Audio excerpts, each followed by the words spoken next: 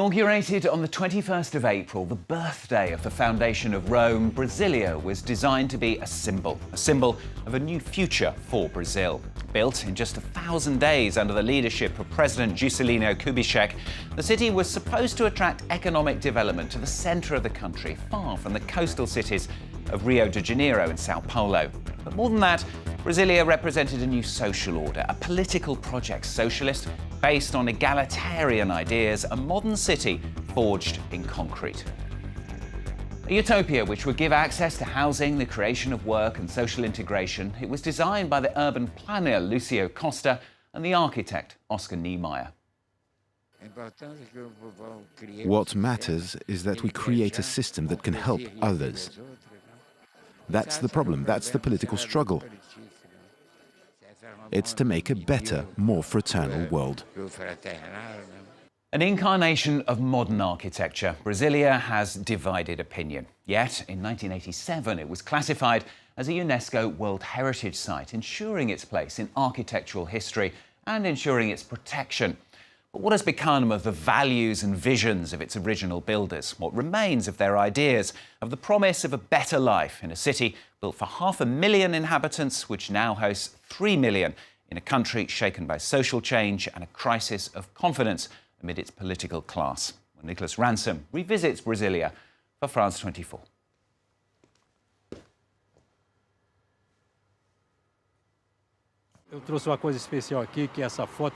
I brought you something special. This is the only copy. It was taken in 1958. This is where the Congress building was built. Here I am, Claudio Nor, and that's another Candango. We called him Chico the Drunkard.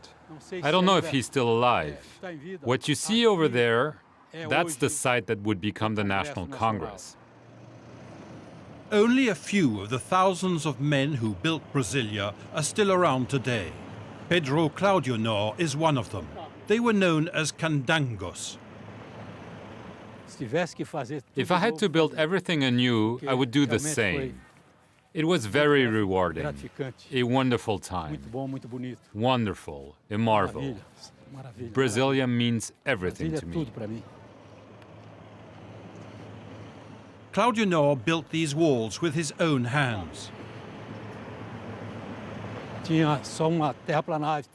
were huge earthworks here, tractors everywhere. Everywhere. No buildings, nothing. Just tractors in the red dust, especially where the ministries were to be built. And here, where the National Congress is located, nothing but mounds of earth. Cujo eixo monumental é constituído por conjunto de amplas avenidas e esplanadas.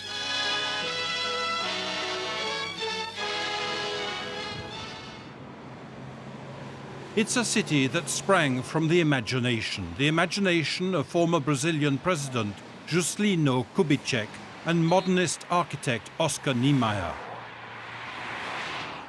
This vision in concrete continues to enthrall and appall. For our visit to Brasilia, we took a journey back in time, hopping in a Volkswagen named in honor of the city.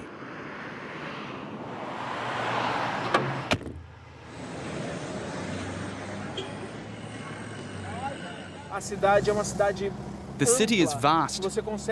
Wherever you look, you see the horizon. It's a city that works, that is moving forward. There is no congestion here. Journalist Daniel Zucco is a Brasilia-phile. He's passionate about his city. He conducts interviews driving around in his Volkswagen. His show is called My Brasilia.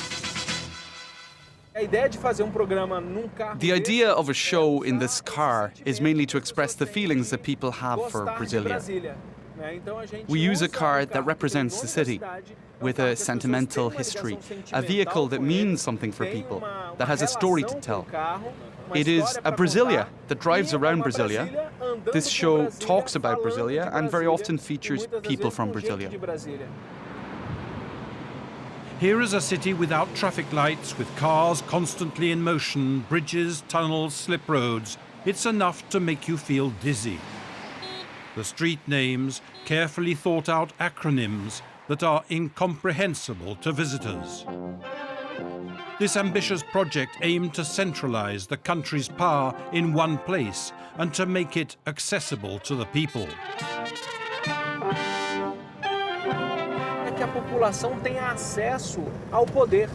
Here the population has access to power. The National Congress has no railings. The Planalto Palace, where the president works, has none either. Of course you need to be accredited to enter, but there are no barriers. People can get close to and even touch power. It's great that two architects, Luis Costa and Oscar Niemeyer, imagined all this, that citizens must have access to power. In Brasilia, the center of power is in with arm's reach. It appears close enough to touch. Yet, as hundreds of protesters who gather outside the National Congress building every day will tell you, that is just an illusion. We want justice, end corruption. Brasilia is boiling over. The people's cries echo across the city. What was supposed to be its strength has now turned against it.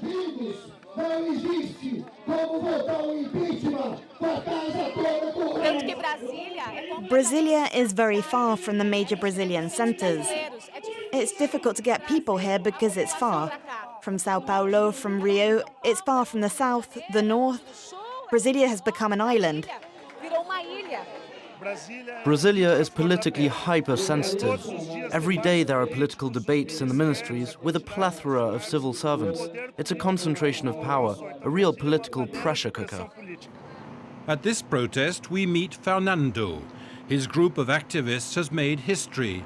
They are the first ever protesters to camp out on the lawn of the Congress building. They've been there for a month. Today our movement is calling for the impeachment of Dilma Rousseff. We believe that it's only when the president goes Brazil will really change. Fernando is from a working-class family in Sao Paulo. In the 60s, hope and optimism brought people to Brasilia. Now Fernando is here to express his anger and disgust. As far as I'm concerned, Brasilia is letting the country down. It tries to take care of everyone, but in the end it takes care of nobody. And nobody knows what's going on there. I often say it's a city in the desert, forgotten by God and by the citizens. In reality, the Brazilian people are not interested in what's happening there and are disillusioned when they do know. It's 5 a.m. Antonia just missed her bus. She's been doing this commute for a decade. She lives on the outskirts of Brasilia, in a satellite town far from the center of power. You live that far? Oh my God, that's hard. At what time do you leave home? 5:05. Like hundreds of thousands of workers, Antonia feels marginalized. She belongs to the class that serves the elite. To start, we don't have the same privileges as people who live in the center. There they have health insurance. They live close to work. They don't endure what we live, an hour and a half, 2 hours of travel. Our life is very different. We don't have half of what they have. The capital is growing 3 times faster than any other city in Brazil. It was originally designed for 400,000 people. By 2030, the population is expected to reach 5.6 million, 15 times more than that originally envisaged by urban planner Lucio Costa. Low-income families continue to pour in. The city is overflowing and saturated. After an hour and a half on the road, Maria's on the last leg of her journey with a connection at Brazil's biggest bus station. We'll wait for the bus. It's already full. We'll take the other one. Finding the right coach among the 316 bus lines and making your way through a crowd of 500,000 commuters is a real obstacle. Brasilia only has 2 metro lines. It clearly needs more. All this in the city will end in conflict, and the day will come when there will be a revolution. Social networks are already evoking it. It's going to happen soon. Sociologist Elimar Nascimento is an expert on Brasilia. He believes the government must act to avoid the worst. If things continue this way, we will face an explosive situation with poor and discriminated workers who have a strong feeling of injustice. There is an increasing perception that inequalities in the country, and especially here in Brasilia, are unfair. After a 2-hour journey, Antonia finally starts her day at work. Meanwhile, in Lago Sul, one of Brazil's most exclusive neighborhoods, João Amaral, a successful real estate agent in Brasilia, is starting a very different day. In this neighborhood, the GDP per capita is equivalent to that of Denmark. This bridge is really beautiful. It's one of the postcard views of Brasilia. The Juscelino Kubitschek Bridge and the lake are a real beauty. The original project was supposed to be egalitarian. This artificial lake was meant to be for everyone, but rich owners have made it theirs. Palm trees, luxury mansions hidden behind high walls. You'd think you were in Hollywood. A house like this costs between 1 and 2 million, maybe even 3 million euros. That's the going price for such a house.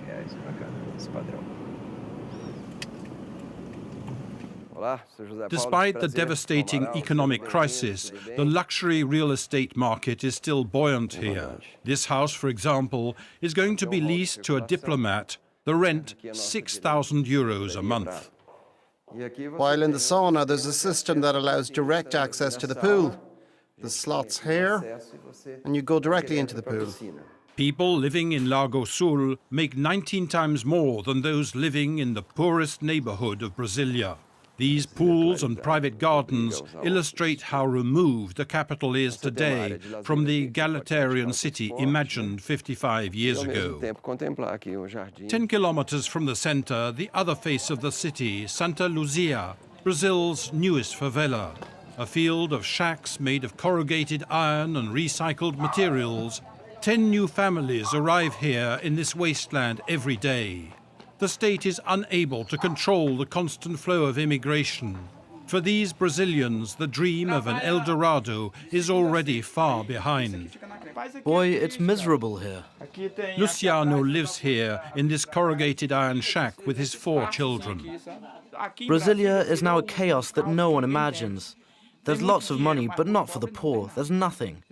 Many people who come from the northeast finally leave empty-handed because they have nothing. It's easier to live where they come from. Here, it's getting worse every day. The inhabitants of Santa Luzia make do thanks to an association called LIVE. This morning, Irene and Daniel are visiting parents who are at their wits' end. They can't afford to feed their children. This community is totally abandoned. People must fend for themselves. And all this because there's no housing policy. But people need to find a roof, no matter how. With inexistent public services, the favela depends on private donors. Hello, how are things? Great to see you. João Amaral, the real estate agent, knows this association well. His Rotary Club paid for the renovation of this sports centre.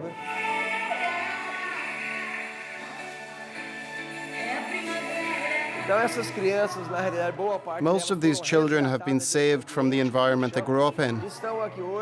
And now they spend the day here, they do their homework, they've got cultural activities, and it provides further support to this community. Juscelino